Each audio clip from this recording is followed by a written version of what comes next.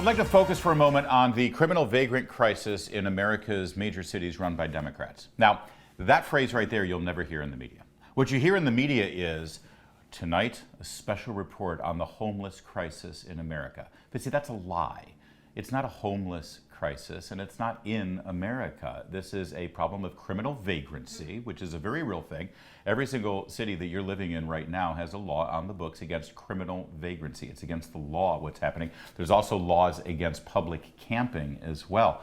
They're breaking the law. What this is criminal vagrancy, and it's not in America. I mean, yes, technically it's in America because it's in major American cities, but to be specific, what we know of as the homeless crisis in America is really criminal vagrants that are stacking up in public parks, public squares, public buildings, sidewalks, parking lots, under overpasses of freeways and expressways in major American cities run exclusively by Democrats.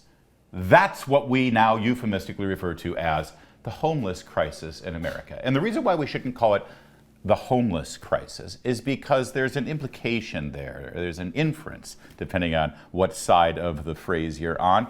The implication is, there but for the grace of God go you. You're just one paycheck away from being this person living in their own filth in a tent in your public square. But that's not true, is it? Well, it's in the news today, the homeless crisis in America, because McPherson Square, just a couple of blocks from the White House, is overrun. It's a tent city. Here, take a look at what it looks like right now. This is video just taken this morning of what they call a homeless encampment. What I see is illegal public camping and criminal vagrancy. And yes, this is just a block and a half away from Joe Biden's White House. Now, first, one difference between how the media is covering this story and how it would cover it if there was a Republican in the White House is this. I remember the stories of the homeless crisis in America under Ronald Reagan. And that very park, or Lafayette Square perhaps, right across the street from the White House, had tents just like that. And they were all lined up with people who were living on the streets. And I remember the news reports, probably Dan Rather reporting, where they would show a shot of the White House and then they would zoom out to show the human debris living in the park right across the street from the White House. And then Dan Rather would intone, "This is Ronald Reagan's America." You don't see those stories right now about Joe Biden's America, do you? But make no mistake, this is Joe Biden's America where this is happening. Why not? Why doesn't the media cover this crisis the same way? Also, today, McPherson Square finally got a cleanup. The Democrat-run city of Washington, D.C., completely dominated by Democrats from the mayor to the entire district council, they finally had enough. Why? Because it was making Joe Biden look bad now and again when tourists came into town and said, hey, what's going on with all these homeless with the Democrats? So today they cleaned it up. You can see they all lined up in their hazmat suits to clean up what was a public health hazard. Here's what's interesting, though. Up until today, anybody working in Washington, D.C., going to the metro, going to their office, going to a restaurant, going to a coffee shop in that very neighborhood, they didn't have the benefit of a hazmat suit, did they? They had to walk past the filth and the smell and the public debris, even human waste, right there in McPherson Square, in our nation's capital. They didn't get to wear a gas mask unless they were Anthony Fauci still wearing his COVID-19 mask. Now, why do we finally see a cleanup right now, and why should we be focused on this story since it's really only in these big Democrat cities anyway? Well, here's why. Because you're being lied to. You're being lied to every day when they say there's nothing we can do about this, that this is just the result of capitalism. This is a result of a problem with public housing and affordable housing. And what do you expect us to do? We can't do it. We're just going to have to raise your taxes and build more shelters and build more housing. Well, we know that that won't solve the problem because all we have to do is look at the state of California, which is exactly what they've done for the last 20 years. And the problem in that state has gotten worse. Taxes keep going up. New programs and new initiatives to solve the homeless crisis and bring affordable housing to the Golden State continue to be initiated, and it just keeps getting worse. No. This is how we solve this problem. The first step is to call it what it really is: criminal vagrancy. These people are breaking the law. You know, for hundreds and hundreds of years in Western civilization, we've learned certain rules that allow us to live healthy, orderly lives. And one of them is a society cannot tolerate people living in their own filth in the public square. This goes back to the Dark Ages, for God's sake, when we learned what rats did with the plague. So why do we allow it in our major American cities? We didn't 50, 60, 70, 80 years ago. We didn't allow this. If you were sleeping on the streets and living on the streets, the cops said to move it along or you'd get arrested because it was against the law. It's still against the law. So what do? Oh, we don't have affordable housing. What do we do? Well, let's first address exactly how you can fix this in our major American cities, because there was a brief glimmer of excitement in a major American city about 2 decades ago when a Republican was the mayor of New York City, Rudy Giuliani. And he addressed this very effectively. This is how he did it. He said, all right, rule number 1. In fact, we won't even call it a rule. We're going to call it a law. You don't have a right to live on the streets.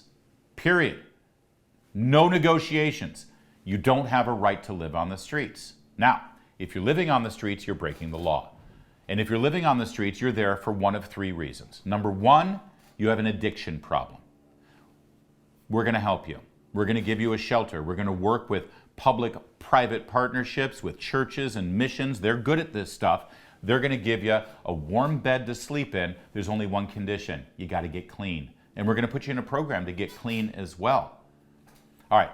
Reason number 2 you're living on the streets, you have a mental health crisis going on right now. Good news for you too. We've got a warm bed for you to sleep in as well, and we're going to give you the mental health you need. Why? Because we care about you and we want to fix you. You shouldn't have to live with this mental health in your life. That's dangerous. It's not good for you and it's not good for the rest of us. All right, and number 3, if you don't fit into category number 1 and number 2, you're just a criminal. And you need to move along or you're going to jail. Another warm bed for you to sleep in, but it's behind bars. It's that simple. It really is. And I want to say something here because I know what you're thinking. Oh, it's too expensive to live in New York. Let me just be clear here. It's too expensive for me to live in New York too, so I don't try to live there. And I don't go to the city and demand that they find a bed for me. Guess what? It's too expensive for me to live in Washington, D.C. too. That's why I'm not sleeping in McPherson Square, because I'm not demanding that they accommodate me. I live where I can afford to live. Now just think this through for a minute. If you were living paycheck to paycheck and you suddenly lost your job and you couldn't pay your rent or make your mortgage payment and you were forced to move and you were forced to leave because, well, you can't afford it anymore and you don't have a job, it would be bad. It would be terrible. But you wouldn't end up like this guy at O'Hare Airport. You wouldn't be in the air. They're actually living in the airport right now in Chicago at O'Hare. That wouldn't be you just because you lost your job. There's more going on there, and you know that. Be honest with yourself. Enabling this behavior, which is exactly what the Democrats are doing right now, makes it worse. Enabling mental health to fester and continue to be supported on our city streets where people are defecating and urinating and, yes, even fornicating in the public square. That actually makes the mental health crisis worse. It makes the addiction problem worse, and it makes the criminal element worse as well. And one last thing here, because I know that the left likes to embrace themselves over how compassionate they are on this issue. What they're doing is not compassionate. The images that you've seen during this report, that's not the result of compassion. That's the result of neglect. They love to pat themselves on the back and say that they're the only ones that care about the homeless in America. No, actually, they're the ones enabling this behavior. They're the ones who actually encourage people to live in their own filth. Don't take a backseat to them with regard to compassion. You care about these individuals, you care about these human beings, but there's one other aspect of the compassion argument, and that is, what about the compassion for you? The taxpayer who lives by the rules, plays by the rules, pays your taxes. Taxes for that very park that's now impossible to go into. You deserve a little compassion here as well.